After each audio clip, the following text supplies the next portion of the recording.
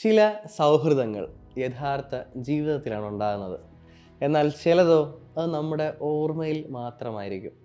പക്ഷെ ചിലത് നമ്മൾ കളിക്കുന്ന ആ ഗെയിമുകളിൽ മാത്രം നിലനിന്ന് പോകുന്നു അല്ലേ. നമ്മൾ അവരെ ആരെയും ഒരിക്കലും നേരിട്ട് കണ്ടിട്ടില്ല. But somehow losing them really hurts. ഇന്നത്തെ വീഡിയോ ഇസ് ഓഫ് അങ്ങനത്തെ കുറച്ച് ഗെയിമിംഗ് ബന്ധങ്ങളെ കുറിച്ചാണ്. So welcome back to Triplay gaming, where we don't die, we always just respawn.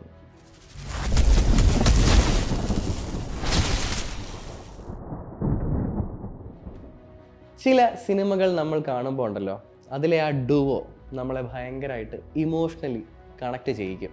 ദാസനെയും വിജയനെയും പോലെ, വവ്വാലിനെയും കുഞ്ഞിക്കേളുവിനെയും പോലെ, അപ്പുക്കുട്ടനെയും രാമചന്ദ്രനെയും ഒക്കെ പോലെ. പക്ഷേ ഈ സിനിമകളിൽ എന്താ നമ്മൾ കാണുന്ന മറ്റൊരാളെ, അതായത് വേറെ ഒരാളുടെ ജീവിതം ഒരു മൂന്നാമൻ്റെ പേഴ്സ്പെക്റ്റീവിൽ നിന്ന് കാണുക എന്നതാണ്.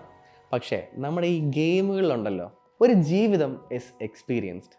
അതായത് ഞാൻ ഇതിന് മുമ്പുള്ള 2-3 വീഡിയോകളിൽ പറഞ്ഞിട്ടുണ്ട്, നമ്മൾ മറ്റൊരാളായി ജീവിക്കുവാണ് ഇതിൽ. അയാളുടെ ചുറ്റുപാട്, അയാളുടെ സ്വഭാവം, അയാളുടെ രീതികൾ, അയാളുടെ സുഹൃത്തുക്കൾ, അയാളുടെ സുഹൃത്തുക്കൾ. ഇതിൽ നമ്മുടെ ഫ്രണ്ട്സുമായിട്ട് we talk together, we fight together and we survive together. നമ്മൾ ആ ഗെയിമിൽ സ്പെൻഡ് ചെയ്യുന്ന ഓരോ മണിക്കൂർ കഴിയും തോറും a character stop feeling like dialogues and polygons. They feel like company. And ഇത് മറ്റേ നമ്മൾ കണ്ടുമടുത്ത പോലത്തെ ഭയങ്കര ഡ്രമാറ്റിക് പരിപാടിയല്ല ഞാൻ ഉദ്ദേശിച്ചത്. നിങ്ങൾ മാസ് എഫക്റ്റ് കളിച്ചിട്ടുള്ള ഒരാളാണെങ്കിൽ അതിലെ നമ്മുടെ പൈലറ്റായിട്ടുള്ളൊരു പയ്യനുണ്ട്, ജോക്കർ. അവനൊരു ഫ്രണ്ട് ലൈൻ ഹീറോ ഒന്നുമല്ല, നമ്മുടെ കൂടെ നിന്ന് ഒപ്പത്തിനൊപ്പം ഫൈറ്റ് ചെയ്യണ ഒരാളുമല്ല. പക്ഷേ ഞാനിത് കളിക്കുന്ന ടൈമിലുണ്ടല്ലോ, ഓരോ വട്ടവും ഓരോ മിഷൻ കഴിഞ്ഞ് തിരിച്ച് നോർമന്റിയിലോട്ട് വരുമ്പോൾ അളിയനെ ആ കോക്പിറ്റിൽ അവിടെ കണ്ടില്ലേ, ഭയങ്കര വിഷമമാണ്. ആൻഡ് ഇങ്ങനത്തെ ചില ക്യാരക്ടേഴ്സ് ചില ഗെയിമുകളിൽ they don't demand attention, they are just always there. പുള്ളി അവിടെ കോമഡിയൊക്കെ അടിച്ച് നമ്മളില്ലാത്തപ്പം ഷിപ്പ് അവൻ്റെ കയ്യിലാണ്. He will be there keeping things normal when the galaxy is falling apart. ഞാൻ മാസ് എഫക്റ്റ് 3ൻ്റെ എൻഡിങ്ങിനെ കുറിച്ച് പറഞ്ഞിട്ടില്ലേ നിങ്ങളോട്.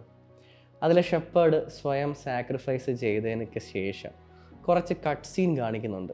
ഒരു ഗെയിമിനെ എത്രമാത്രം ഡെപ്ത് ഒരു ക്യാരക്ടറിന് ഉണ്ടാക്കി കൊടുക്കാൻ പറ്റും എന്നൊക്കെ ഞാൻ മനസ്സിലാക്കിയത് അതിലാണ്. എന്തല്ലേ, അതിലും ഈ ജോക്കറിൻ്റെ ഒരു നോഡുണ്ട്. പക്ഷെ ജസ്റ്റ് അതാ ബ്ലാക്ക് ആൻഡ് വൈറ്റിൽ സ്ലോമോയിൽ കാണിക്കുമ്പോൾ ഉണ്ടല്ലോ, എന്തോ വല്ലാത്തൊരു ഫീലിംഗ് ആണ്. And when things go wrong you realize how much that presence mattered.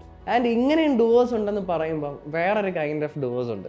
അങ്ങനെ അധികം സംസാരവും പറച്ചിലും ഒന്നുമില്ല, കെട്ടിപ്പിടിയോ പഞ്ചാര വാക്കുകളോ ഇല്ല. പക്ഷേ മറ്റവന് വേണ്ടി യവൻ ചാവും ഗൈസ്, ലിറ്ററലി ചാവും. ആൻഡ് ഞാൻ പറഞ്ഞു വരുന്നത് അർത്തറിനെ തന്നെയാണ്. അർത്തറിൻ്റെയും ജോണിൻ്റെയും കാര്യം പറഞ്ഞാൽ they don't talk about friendship much, they don't hug, they don't confess. Like they write together, they fight together and understand each other without words. Arthur സ്വന്തം ജീവനേക്കാൾ ജോണിൻ്റെ ജീവിതം തിരഞ്ഞെടുക്കുമ്പോൾ അത് നമുക്കൊരു പ്ലോട്ട് ട്വിസ്റ്റ് ആയിട്ടൊന്നും തോന്നില്ല.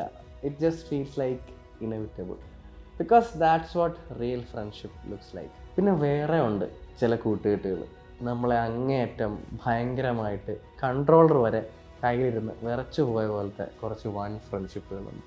ആൻഡ് ഇങ്ങനത്തെ ഫ്രണ്ട്ഷിപ്സ് നമ്മളെ വളരെ ക്രൂരമായിട്ടുള്ള ഒരു പാഠം പഠിപ്പിച്ചു, ദാറ്റ് സൗഹൃദം എന്നാൽ അതൊരു ത്യാഗം കൂടിയാണ് എന്ന്. ലാസ്റ്റ് ഓഫ് അസിലെ ടെസ്സിനെ ഓർക്കുന്നുണ്ടോ നിങ്ങൾ? ഞാൻ ഈ കട്ട് സീനിൻ്റെയൊക്കെ കാര്യം പറയുമ്പം ഇങ്ങനെയുണ്ട് ചിലർ. She doesn't even get a heroic ending, no glory, no survival.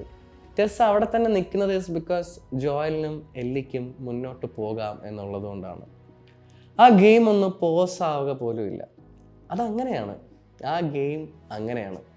It's just continues leaving you to carry the weight.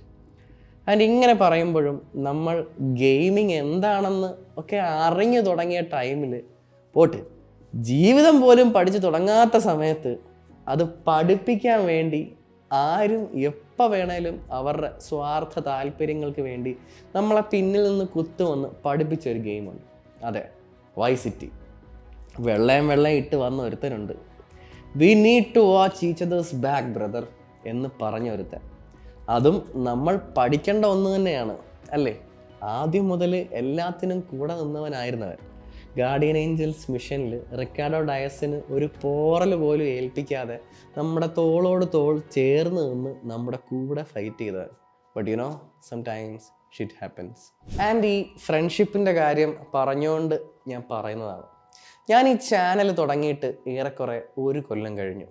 പക്ഷേ എനിക്ക് തുടങ്ങിയ നാൾ തൊട്ട് ഇപ്പോഴും വരെ എൻ്റെ ഒരൊറ്റ വീഡിയോസ് പോലും മിസ്സാക്കാതെ കണ്ട് അഭിപ്രായം പറയുന്ന, എൻ്റെ വീഡിയോസ് എങ്ങനെ നന്നാക്കണമെന്ന് ക്രിട്ടിക്കലി അനലൈസ് ചെയ്ത് പറഞ്ഞു തരുന്ന, എന്നെ ഇന്നേ വരെ കണ്ടിട്ട് പോലും ഇല്ലാത്ത, എന്നാൽ എനിക്ക് വേണ്ടിയിട്ടും ഈ ചാനലിന് വേണ്ടിയിട്ടും ചിലപ്പോൾ എന്നെ പേഴ്സണലി അറിയാവുന്നവരെക്കാൾ 101% ആത്മാർത്ഥതയോടുകൂടി എൻ്റെ ഈ ജേണിയിൽ എൻ്റെ കൂടെ നിൽക്കുന്ന ഒരു സബ്സ്ക്രൈബർ അല്ല, ഒരു സുഹൃത്തുണ്ട്. ഇതാണ്ട് നീ ഇത് കണ്ടുകൊണ്ടിരിക്കുകയാണെങ്കിൽ നിനക്ക് ഓൾറെഡി മനസ്സിലായി കാണും ഞാൻ നിന്നെക്കുറിച്ചാണ് സംസാരിക്കുന്നതെന്ന്. ഫായിസ് ഇസ്മയിൽ. എനിക്ക് തോന്നുന്നു ഇവൻ്റെ കമൻ്റ് ഇല്ലാത്ത ഒരൊറ്റ വീഡിയോ പോലും ഈ ചാനലില്ല. ഇങ്ങനെ പറയുമ്പോഴും മില്യൺ കണക്ക് വ്യൂസ് ഉള്ള ഒരു ചാനലൊന്നും അല്ല എൻ്റേത്. അങ്ങനൊന്നും ആയിട്ടുമില്ല. ഹോപ്പ്ഫുള്ളി നാളെ എൻ്റെ ചാനലിന് കിട്ടേണ്ട റെക്കഗ്നിഷൻ കിട്ടും എന്ന് ഞാൻ വിശ്വസിക്കുന്നു. And my dear Faiz, this is a shout out to you. Thank you brother for supporting me for what I really am. And Faiz മാത്രമല്ല, എൻ്റെ ഈ ചാനൽ സബ്സ്ക്രൈബ് ചെയ്തിട്ടുള്ള ഓരോരുത്തരോടും ആണ് thanks a lot for being there for me. So ഞാൻ എപ്പോഴും പറയാറുള്ള പോലെ ഞാൻ ഇവിടെയൊക്കെ തന്നെ കാണും. എൻ്റെ കൂടെ നിങ്ങളും ഇവിടെയൊക്കെ തന്നെ ഉണ്ടാവണം.